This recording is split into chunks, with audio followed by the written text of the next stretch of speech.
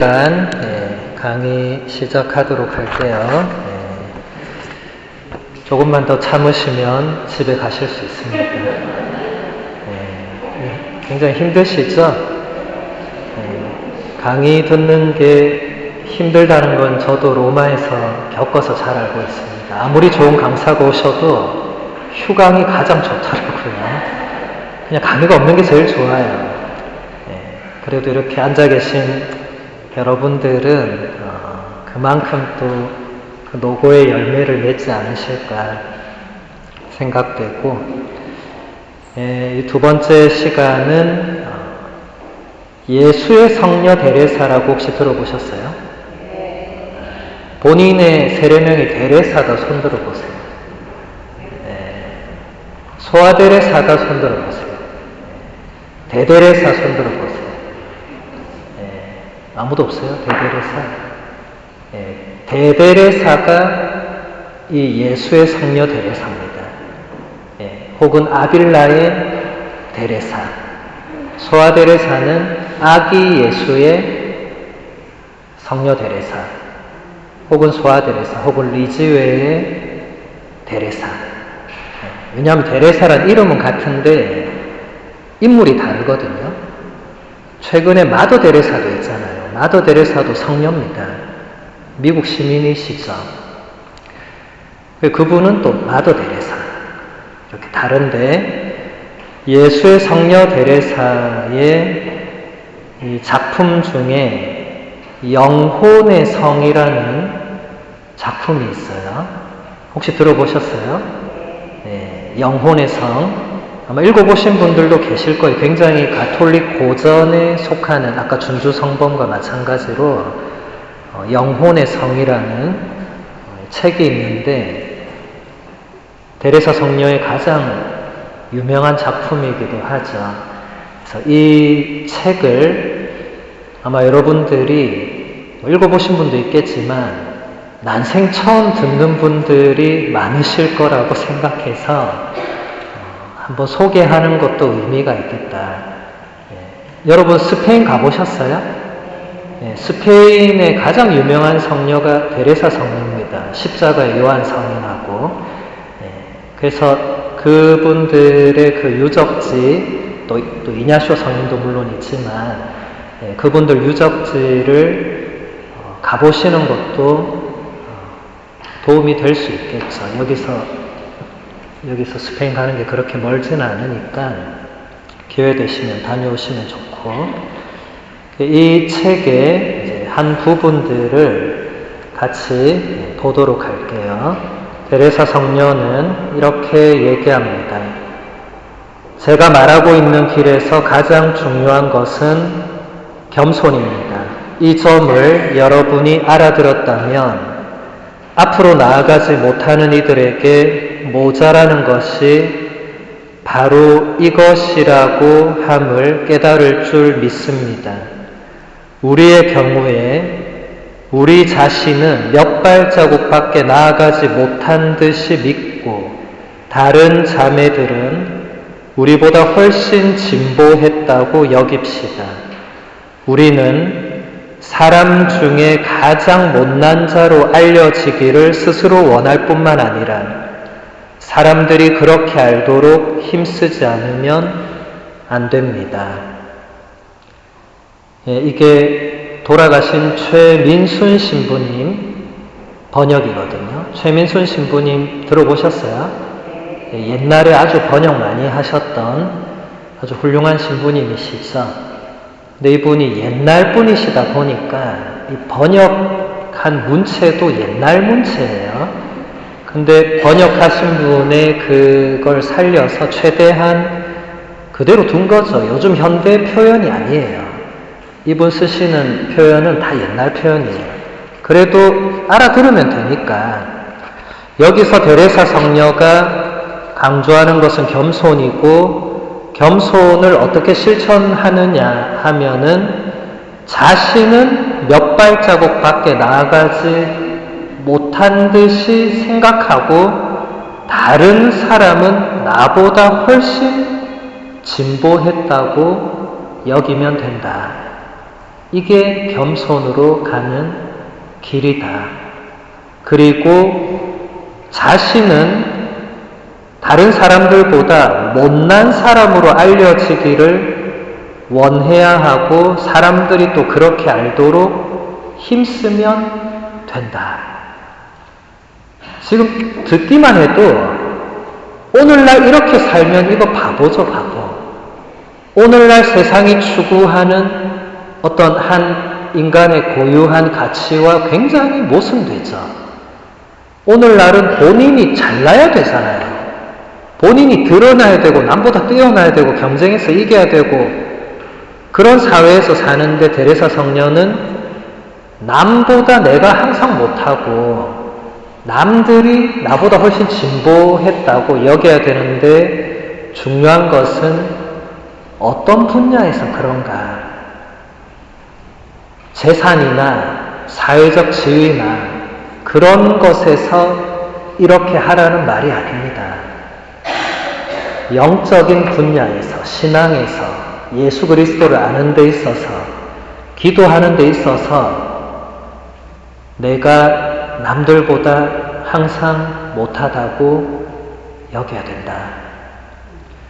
데레사 성녀같이 탁월한 성녀도 성녀의 자서전이나 이 영혼의 성을 읽어보면 본인을 얼마나 하찮게 여기는지 몰라요.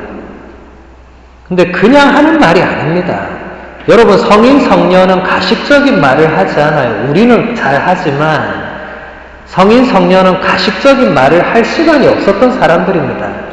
여러분, 사도 바울의 편지들 읽어보면 사도 바오로가 했던 말들 중에서 가식이 하나라도 있느냐? 없습니다. 사도 바오로는 가식이란 게 뭔지를 몰랐던 사람입니다. 우리는 가식을 잘 알죠. 우리는 아닌데 그런 척하는 말을 잘 합니다. 그거 인사말이라고 생각합니다. 적어도 영적인 분야에서 신앙적인 길에서는 가식적인 것은 도움이 되지 않는다. 하지만 적어도 내가 남들보다 못하다고 여기는 게 대단히 중요하다. 여러분들, 제가 강의 때 자주 하는 말이 있는데 신자들하고 비교할 때 나보다 못한 신자하고 비교해서는 안 된다.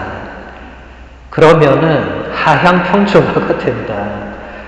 비교하려면 성인 성녀하고 비교해야 된다. 그래야 상향 조정이 가능하다.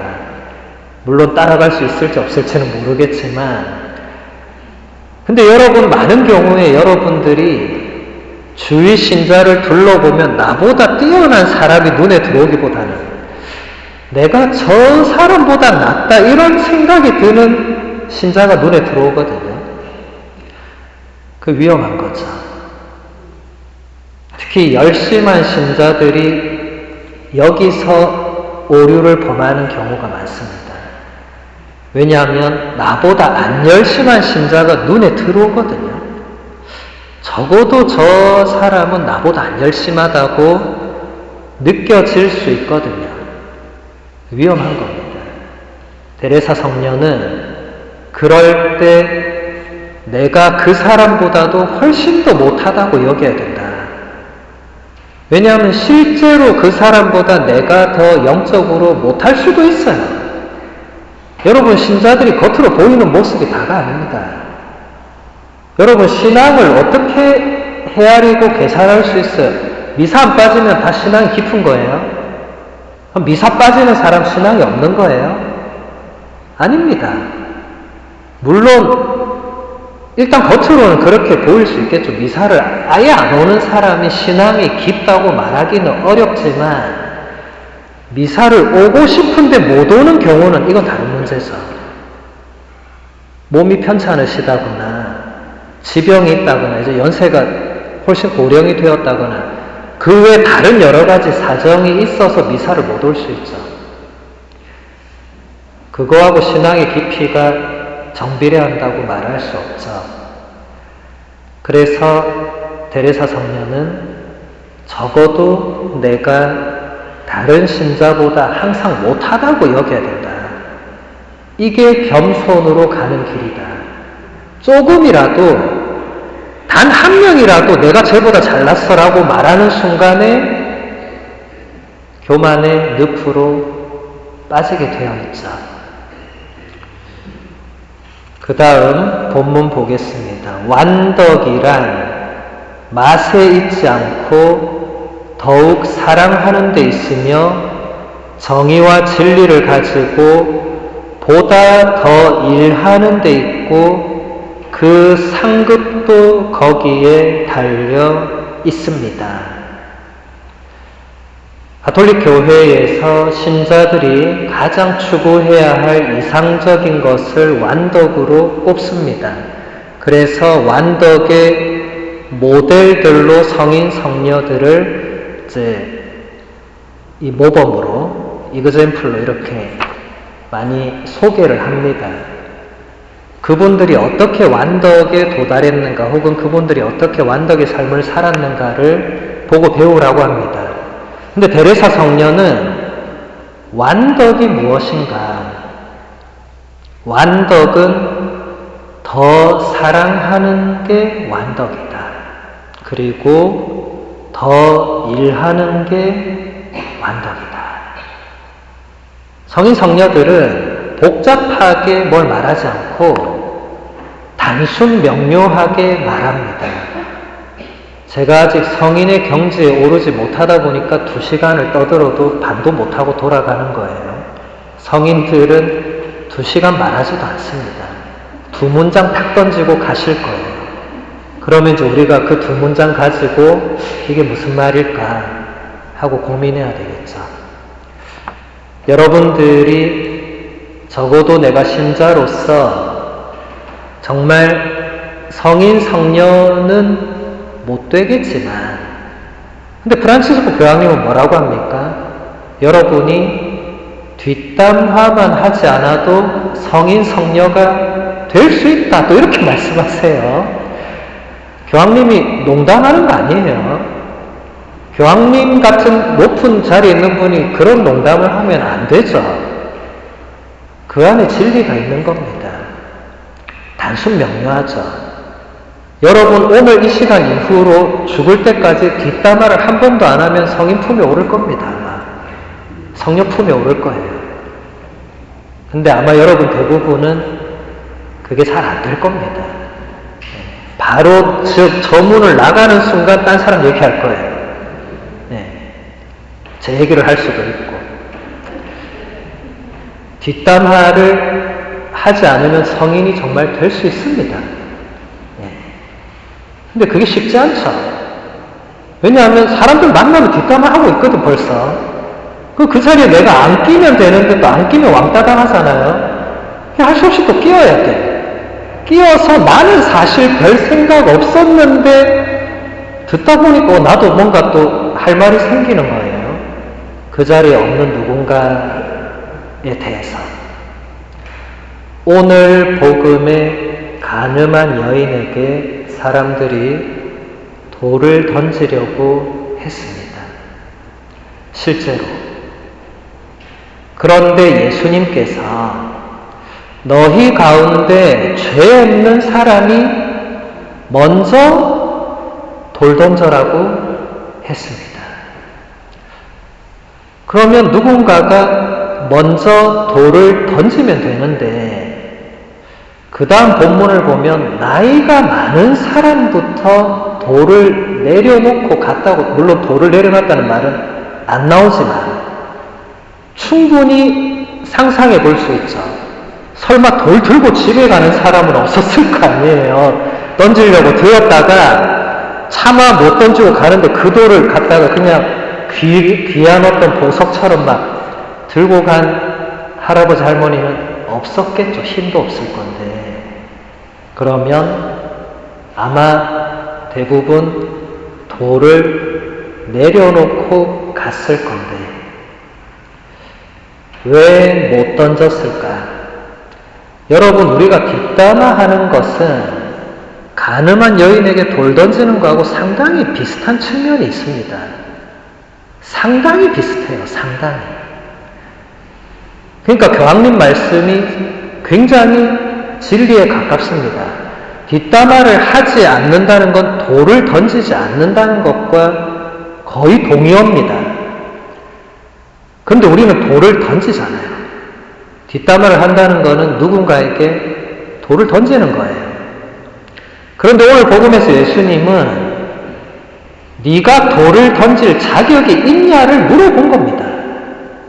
네가 그 사람을 뒷담화할 자격이 있냐를 물어본 거예요. 그래서 복음서가 나이 많은 사람부터 떠나갔다고 기록한 건 그냥 써놓은 말이 아닙니다. 나이 많은 분들이 생각을 해보니까 본인은 적어도 저 여인에게 돌을 던질 자격이 없다고 판단한 거예요. 그리고 또 다른 이유 한 가지는 제가 묵상했을 때 돌을 던지려고 할 때 예수님이 내 죄를 말하면 어떡하지? 이 생각을 했을 거예요. 저분은 모든 걸 알고 있는데 돌 던지려고 할 때 야 베드로 너 며칠 전에 뭐 했잖아. 이렇게 말하면 이렇게 되잖아요. 그럼 사람들이 네가 무슨 자격이 있어서 돌 던지냐고 오히려 베드로한테 돌 던질 수도 있잖아요. 그렇게 생각하니까 돌을 던질 수가 없는 거죠.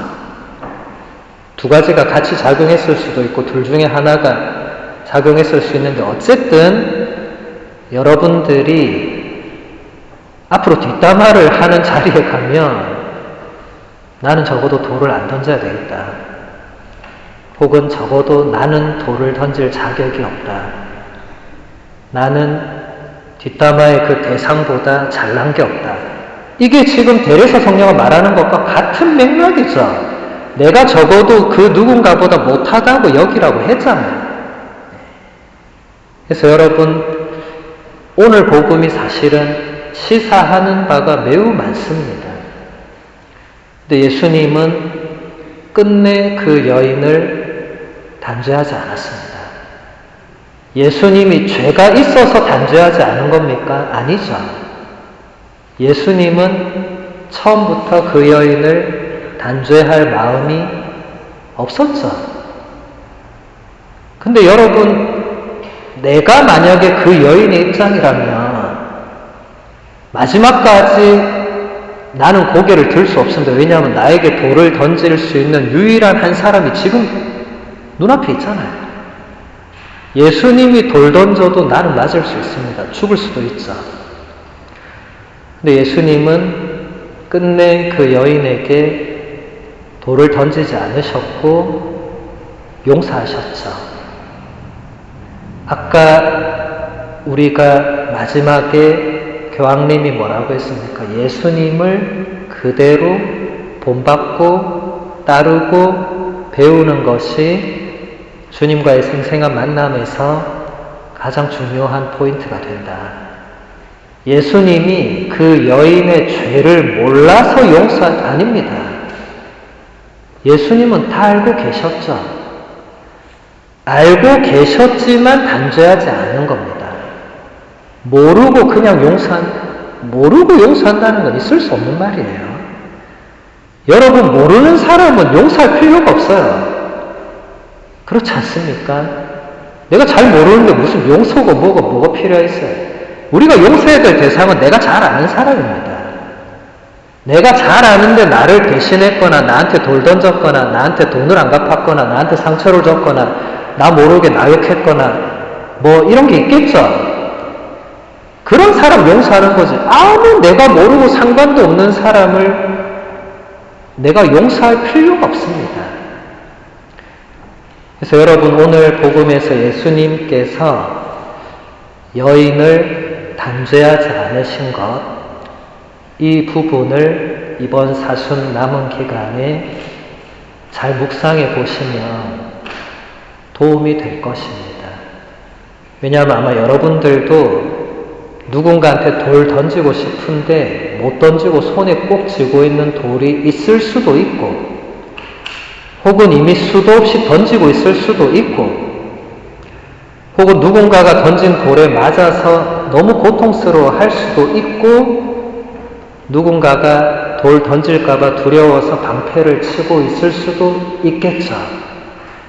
여러분, 복음서에 나오는 내용은 그냥 영화나 소설이 아니고요.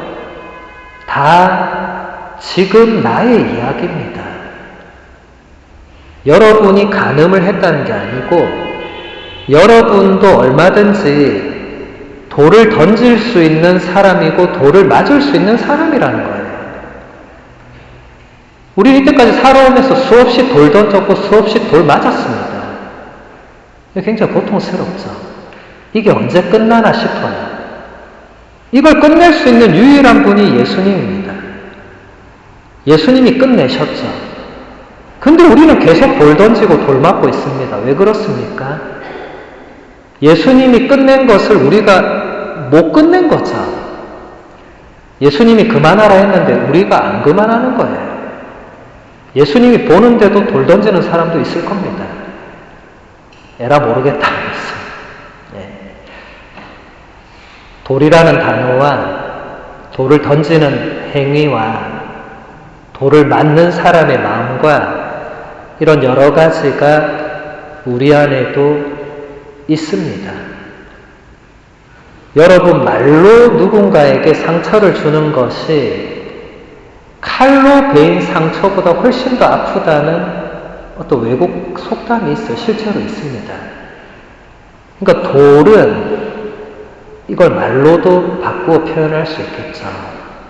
뒷담화를 하지 말라는 거는 오늘 복음의 상황에서 돌 던지지 말라는 것과 똑같은 거죠. 오늘 복음의 상황에서 너희 가운데 죄 없는 자가 먼저 돌 던지라는 말과 같은 거죠. 그래서 여러분, 뒷담화를 하기 전에 내 죄를 먼저 돌아보는 것이 성인 성녀 품에 가까이 가는 길이 된다. 그리고 적어도 침묵하는 것은 돌을 던지지 않는 거죠. 돌을 내려놨는지까지는 제가 알 길이 없지만 적어도 던지진 않은 거죠. 가장 좋은 것은 돌을 내려놓는 것입니다. 가장 좋은 것입니다. 그게 해방입니다. 그게 구원이고. 근데 그건 쉽지 않아요.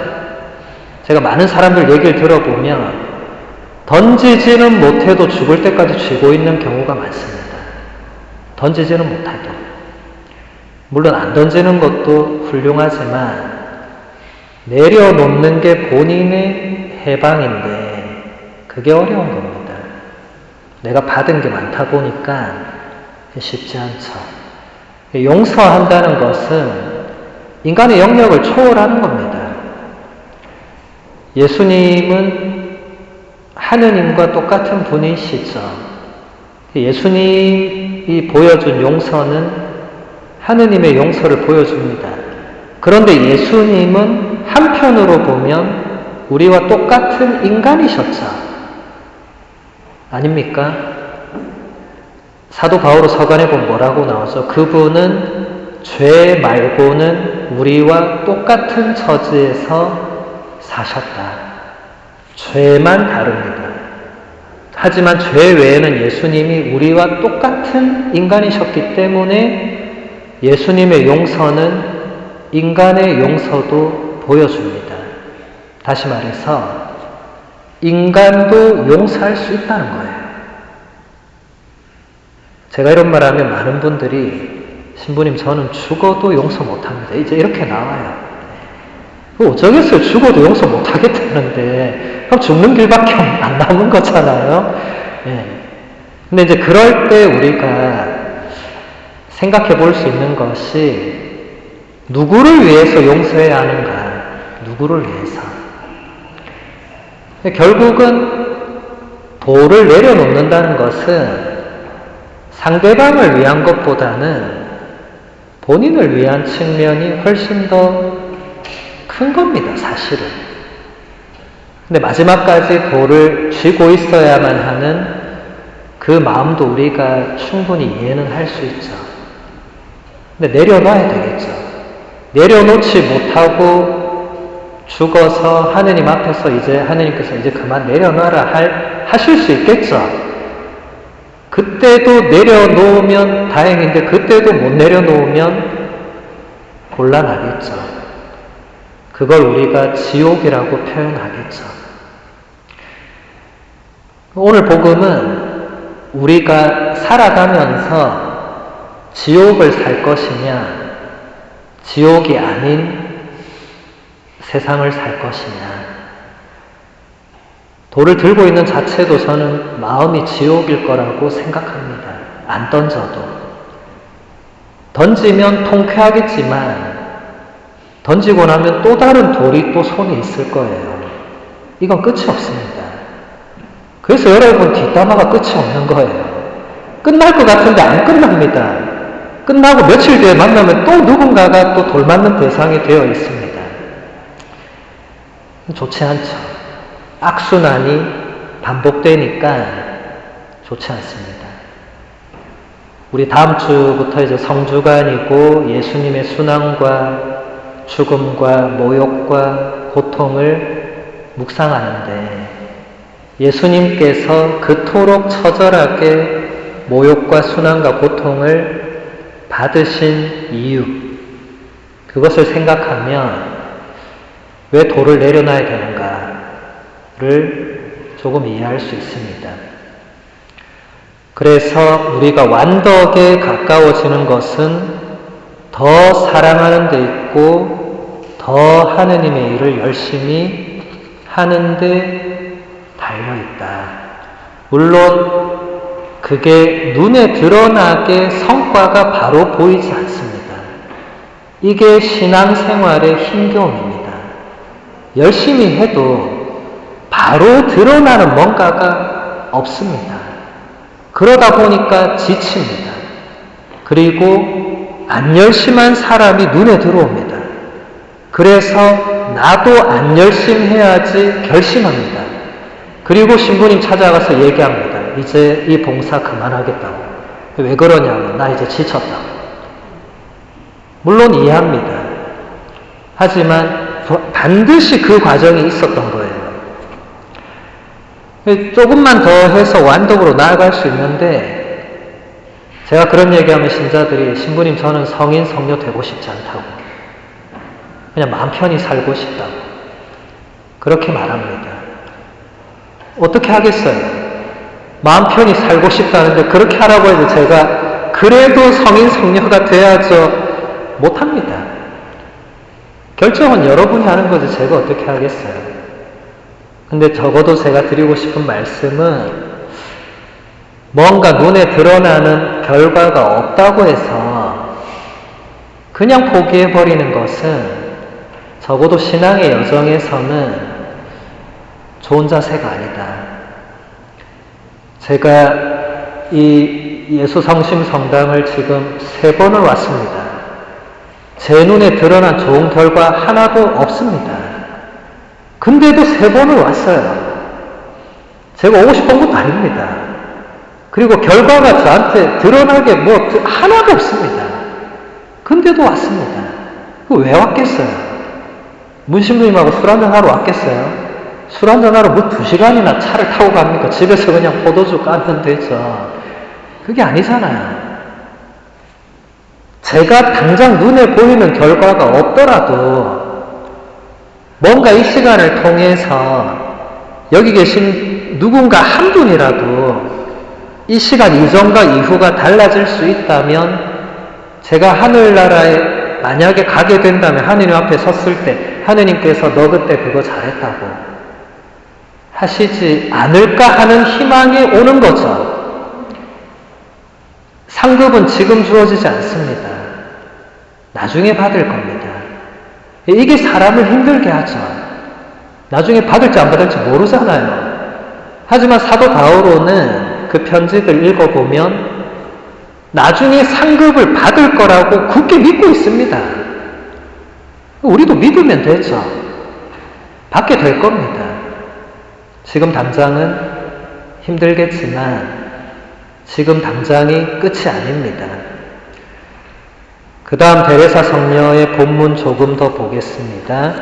주님께서는 당신이 주고 싶으신 때에 주고 싶으신 대로 주고 싶으신 사람에게 은혜를 주시고 또 그 은혜는 당신의 것이므로 누구에게도 불의를 행하지 않으십니다. 굉장히 짧은 문장이지만 굉장히 중요한 내용이 있습니다. 주님께서는 우리가 뭔가를 달라고 청해서 기도하잖아요. 언제 주시느냐? 당신이 주고 싶을 때, 그리고 주고 싶으신 대로, 그리고 주고 싶으신 사람에게. 되게 까다로우시죠? 네. 이렇게 까다로울 수 있나? 네. 근데 데레사 성녀는 그래서 본인은 다 놨다 이거예요. 네. 여러분 하느님께 뭘 달라고 아까 미사 때 분명히 청했을 겁니다. 우리 아들 잘 되게 해달라든지 우리 남편 이번에 사업이 어떻게 되게 아무튼 청했을 거예요.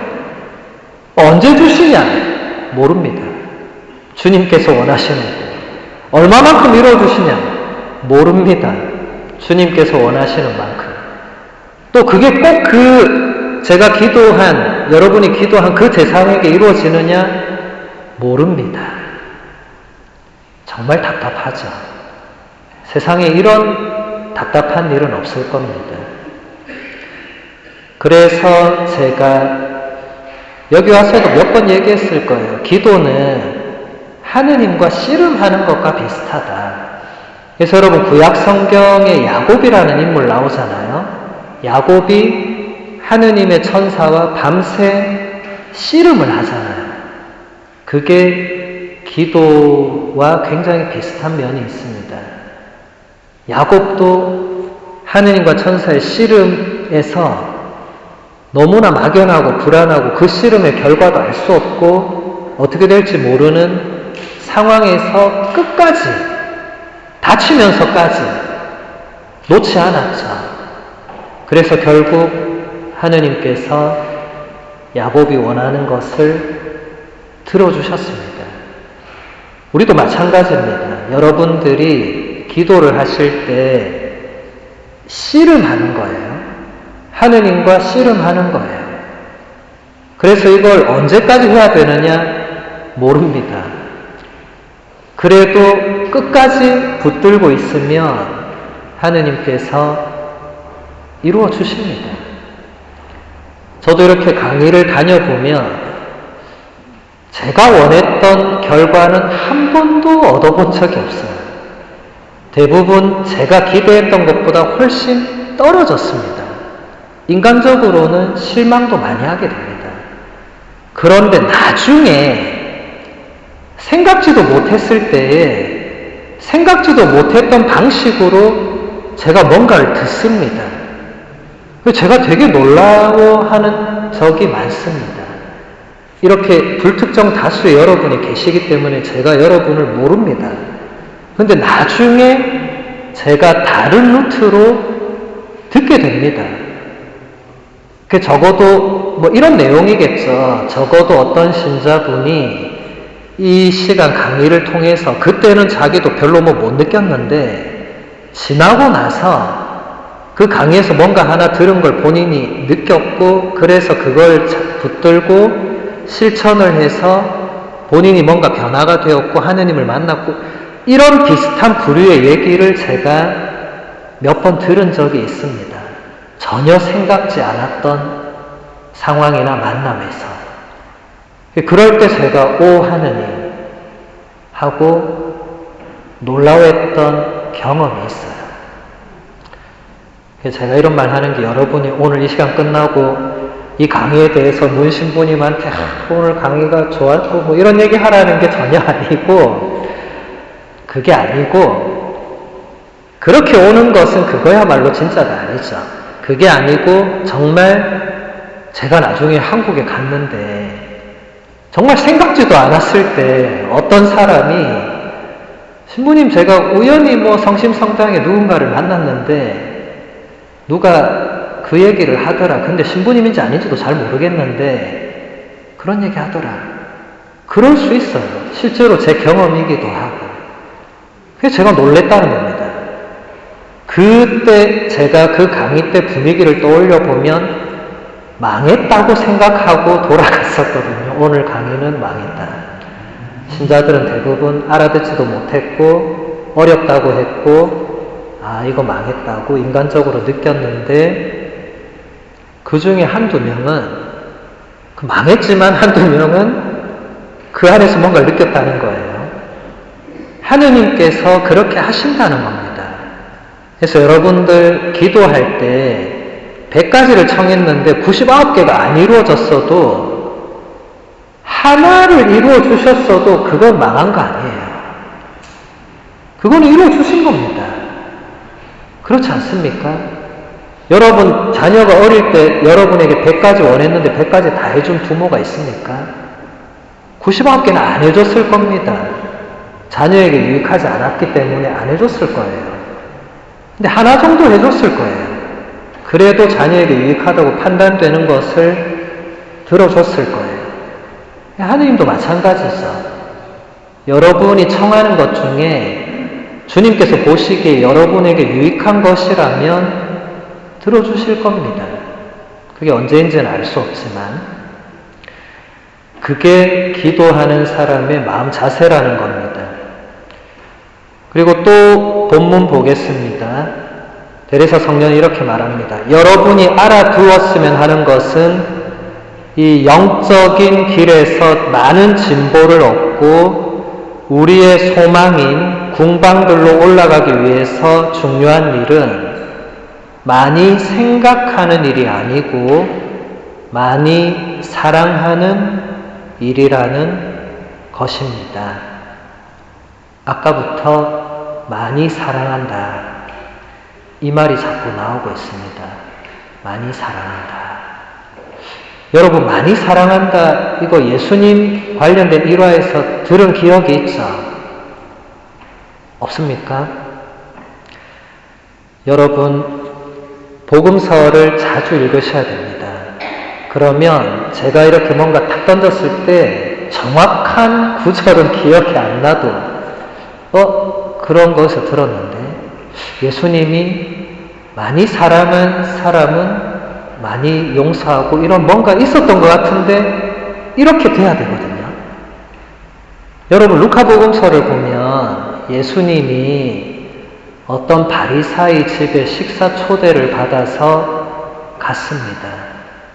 그런데 그 바리사이가 예수님을 초대해 놓고 발 씻을 물도 주지 않고 머리에 기름도 발라주지 않고 아무것도 해주지 않고 굉장히 푸대접한 거죠. 그리고 식사 자리에 앉아서 식사를 했어요. 그런데 그 자리에 어떤 여자가 나타나서 엄청 향이 좋은 향유를 가져와서 예수님 발 앞에 그것을 깨뜨리고 그 향유를 예수님 발에 붓고 머리카락으로 닦아드리고 거기서 대성통곡을 해요. 그걸 그 바리사이와 잔치집의 모든 사람이 지켜보면서 속으로 이렇게 생각해요. 예수라는 저 사람이 정말 하느님께서 보내신 예언자라면 지금 향유 깨뜨리고 발 닦고 눈물 흘리는 저 여자가 얼마나 죄 많은 여자인지 알 건데 아무 말도 안 하고 가만히 있네. 이렇게 속으로 생각했어요. 근데 예수님이 그들의 속마음을 알아차리시고 그 바리사이한테 예수님이 얘기했죠. 너는 내가 들어왔을 때 발 씻을 물도 안 주고 머리에 기름도 안 발라주고 너 나 아까 푸대접 안 했냐? 나 아무 말도 안 했지만. 근데 이 여인은 처음부터 나한테 그렇게 네가 해야 될 거를 이 여자가 다 한 거라고. 너 안 했잖아. 이 여인은 많이 용서받았기 때문에 많은 사랑을 드러낸 거고 적게 용서받은 사람은 적게 사랑한다고. 여러분 이 이야기 들어보셨죠?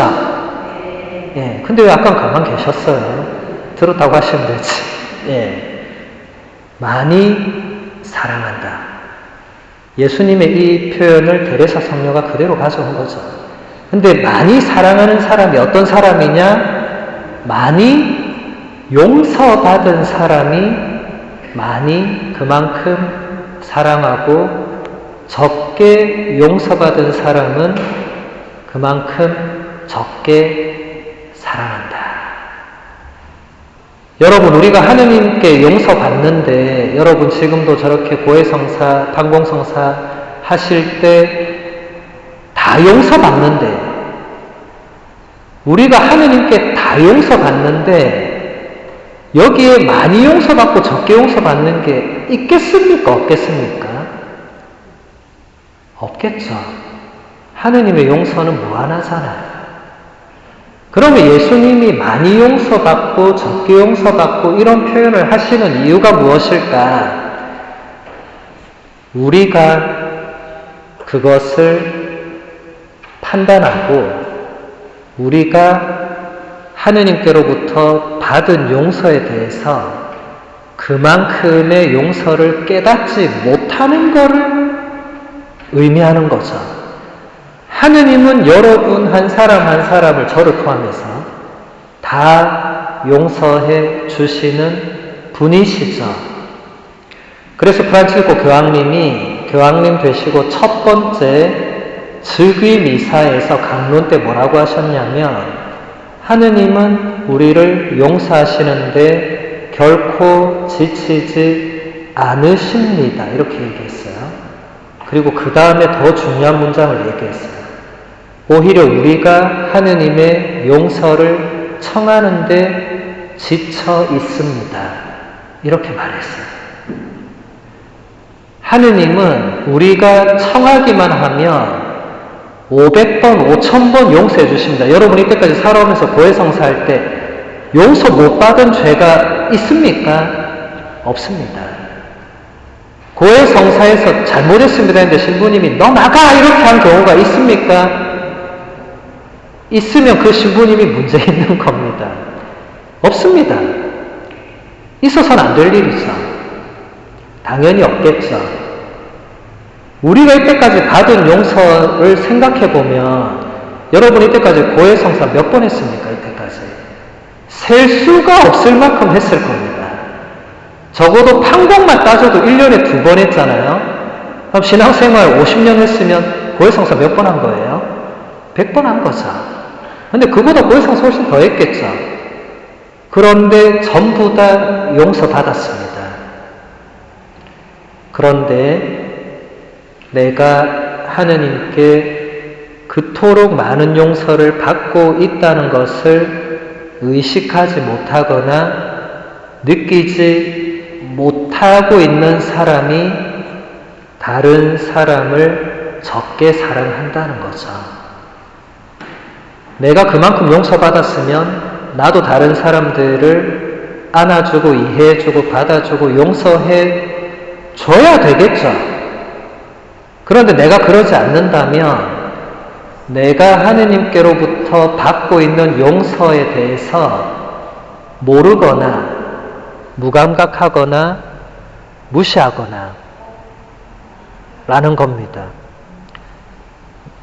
이게 갑자기 안 들리네요. 근데 또 말하니까 들리네요. 네. 누군가의 기도가 하늘에 닿았나 봅니다. 네. 저는 마치라고 이게 자동으로 꺼지나 보다 이렇게 생각했는데, 예, 조금 더 있다 맞춰도 되겠네요. 그럼 조금만 더 보겠습니다. 대개의 경우 우리의 불안과 고민은 모두 다 우리 자신을 알지 못하는 데서 오는 것입니다. 제가 금방 말씀드린 거하고 연결되는 맥락이에요. 제가 금방 뭐라고 했습니까? 하느님께 내가 무한히 용서받고 있는 것을 잘 모르거나 무감각하거나 무관심하거나 무시하는 사람이 다른 사람을 적게 사랑할 거다. 근데 데레사 성녀가 말했잖아요. 우리 자신을 알지 못하면 불안과 고민이 있을 수밖에 없다. 여러분 자신이 얼마나 죄인인지 알고 있으면 하느님의 무한한 사랑과 자비도 느끼게 됩니다. 그러면 내가 감히 다른 누군가에게 돌을 던지거나 손가락질하거나 욕하거나 뒷담화하거나 그렇게 할 수 없다는 것을 알게 됩니다. 그러면 그런 분들은 침묵합니다, 이제. 적어도 말 안 하는 거예요. 내 꼬라지를 알기 때문에 남의 꼬라지가 더럽다 엉망이다 말 안 하는 거예요. 여러분 소크라테스의 유명한 격언을 아시잖아요. 예, 너 자신부터 알아라. 소크라테스 시대에도 사람들이 뒷담화 많이 했는 것 같아요. 쟤는 엉망이고 쟤는 이래서 안 되고 이렇게 한 것 같아요. 소크라테스가 가만히 듣다가 그럼 너는 얼마나 잘났느냐. 너부터 좀 알아라고. 너는 죄 안 짓냐. 너는 나쁜 짓 안 하냐. 너는 거짓말 안 하냐. 이렇게 했겠죠. 그러니까 사람들이 아무도 그전에는 소크라테스처럼 말을 안 하니까 그냥 그렇게 편승했는데 소크라테스가 그렇게 말하니까 자기 자신을 먼저 돌아봐야 되는구나. 그 한 문장으로도 소크라테스는 인류 역사의 위인의 하나로 지금 위인 반열에 들어가 있잖아요. 한 문장만으로도. 물론 한 문장만이 아니지만 소크라테스의 이 작품들 보면 충분히 위인급이 되지만은 어쨌든 중요한 것은 우리 자신을 얼마나 우리가 알고 있느냐. 여러분 자신을 잘 알고 있습니까? 나는 나를 잘 안다고 생각하는 분 한번 손 들어보세요. 나는 나를 잘 안다. 예. 여러분들이 지금 솔직한 것 같아요. 지금 손 안 드신 분은 팔이 아파서 못 드신 분을 제외하면 나는 나를 잘 모른다고 생각하시는 것 같아요. 저도 그렇습니다. 저도 제가 저를 아는 것보다 제가 모르는 제 안에 뭔가가 있다는 걸 늘 의식합니다. 기도 중에 혹은 무의식 중에 뭔가 탁 나올 때 이게 뭐지 하는 게 있어요. 내 안에 이런 게 있구나. 깜짝 놀랄 때가 있습니다. 나도 나를 잘 모르는데 내가 상대방을 어떻게 또 알겠어요? 겉으로 드러난 모습이 다가 아니겠죠. 여러분 사람을 겉으로만 봐서는 안 됩니다. 이건 기본적인 거 아니에요? 그런데도 우리는 살아가면서 많은 경우에 겉모습만 보고 그 사람을 판단하죠. 여러분 겉으로는 우리가 얼마든지 다른 사람에게 우리 자신을 드러내지 않을 수 있죠. 예를 들어서 나는 하나도 기쁘지 않은데 사람들 앞에서 기쁜 척 할 수 있습니다. 그렇지 않습니까? 지금 내 속은 타들어가는데 사람들 앞에서는 그냥 허허허하고 웃을 수 있는 게 우리입니다. 근데 집에 가면 속은 더 새까맣게 타들어가겠죠. 우린 그렇게 할 수 있어요. 우리가 우리 자신을 드러내지 않을 수 있는 만큼 상대방도 자신을 나에게 100% 다 드러내진 않을 것입니다. 여러분 중에 누가 여러분 친구나 가까운 사람에게 자신을 100% 다 드러내 보이겠어요? 그런 사람은 아마 없을 것입니다. 인간 사회에서 100%라는 것은 있을 수가 없죠. 우리가 100% 우리를 다 열어보일 수 있는 분은 예수 그리스도 한 분밖에 없습니다. 그분에게만 모든 것을 다 열어보일 수 있습니다. 왜 그렇습니까? 그분은 우리를 우리보다 더 잘 아시기 때문에 그렇습니다. 그 외에 다른 모든 존재는 아무리 가깝더라도 아무리 가족이라도 아무리 친하더라도 100% 개방이란 것은 없습니다. 그래서 베레사 성녀는 이렇게 얘기합니다. 어떠한 고생이나 어떠한 슬픈 일이라도 우리 안에 평화만 있으면 그것을 이겨낼 수 있습니다. 예수님께서 십자가 죽음 이후에 부활하시고 나서 제자들에게 나타나셨을 때 가장 먼저 했던 말이 평화가 너희와 함께, 평화를 너희에게 준다.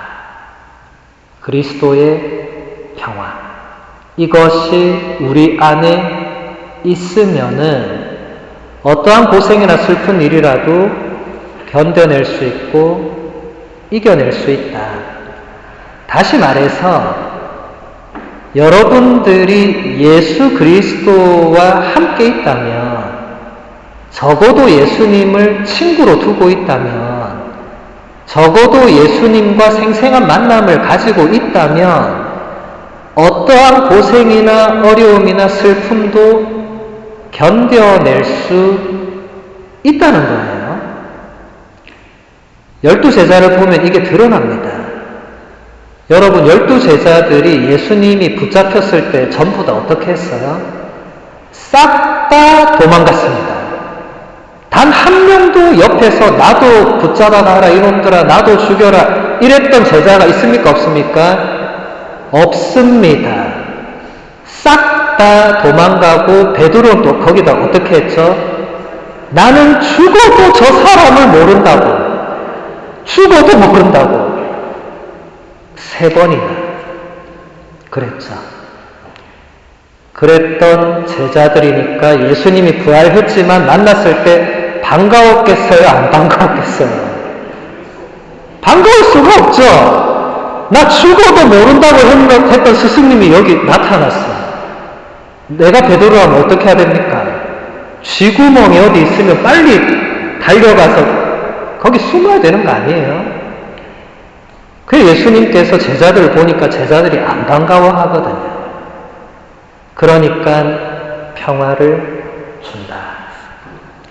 그런데 예수님과 이제 제자들이 부활하신 예수님께서 주시는 성령을 받고 평화를 받고 이제 예수님의 그 죽음과 부활을 깨닫게 된 제자들이 어떻게 하죠? 순교합니다. 12제자는 유다와 요한을 제외하고 모두 다 순교했죠. 유다는 자살했기 때문에 순교가 아닙니다. 그리고 요한은 마지막까지 복음서와 서강과 묵시록을 적고 성모님을 모시고 살았기 때문에 순교하지 않았죠. 하지만 그 외 모든 제자들은 순교했죠. 완전히 변화되었죠. 예수님과 함께 있고 예수님이 주시는 평화를 내 안에 간직하고 있었기 때문에 순교도 가능했던 겁니다. 물론 여러분들에게 제가 지금 나가서 순교해라 이 말이 아니고, 여러분들도 살아가면서 힘들고 고통스럽고 어려운 모든 일이 있을 때 어떻게 이겨내야 되냐? 그럴 때 예수님께서 주시는 평화를 찾아야 된다. 가장 좋은 길은 제가 여기 와서 자주 얘기했던 성체주배, 감실 앞에 오는 거예요. 혼자. 거기서 예수님께 다 말씀드리는 거예요. 그러면 그분이 해결은 안 해주셔도 평화를 주실 거예요. 근데 저는 일의 해결보다 평화가 훨씬 더 큰 선물이라고 생각합니다. 여러분, 일이 해결되어도 마음속이 평화롭지 못하면 여전히 지옥에 있는 거죠. 여전히 번민하고 있는 거죠. 그런데 일은 해결이 안 됐는데 마음이 평화로우면 그것은 뭔가 벗어나 있는 상태죠. 일은 해결이 안 됐지만 예수님께서 그래 괜찮다 라고 하셨다면, 내가 그것을 확신한다면 그 일은 해결이 안 됐더라도 나는 예수님과 함께 평화로울 수 있는 거죠. 이게 우리 신앙의 힘입니다. 그래서 여러분 앞으로 기도하실 때 주님 제발 이것만 해결해 주세요 이렇게 기도하면 주님은 해결 안 해주실 거예요. 그렇지만 주님께 계속 매달리면 주님께서 여러분이 생각지 못한 평화를 주실 겁니다. 그게 훨씬 더 큰 선물입니다. 저도 여러분에게 강의하러 와서 여러분이 듣고 싶은 말은 거의 안 했을 거예요. 근데 여러분들이 이 강의 후에 여기서 하나라도 기억나는 게 있다면, 그리고 그것을 여러분 일상의 삶에서 적용하려고 애쓰시다 보면 여러분이 생각지 못한 열매가 주어질 것입니다.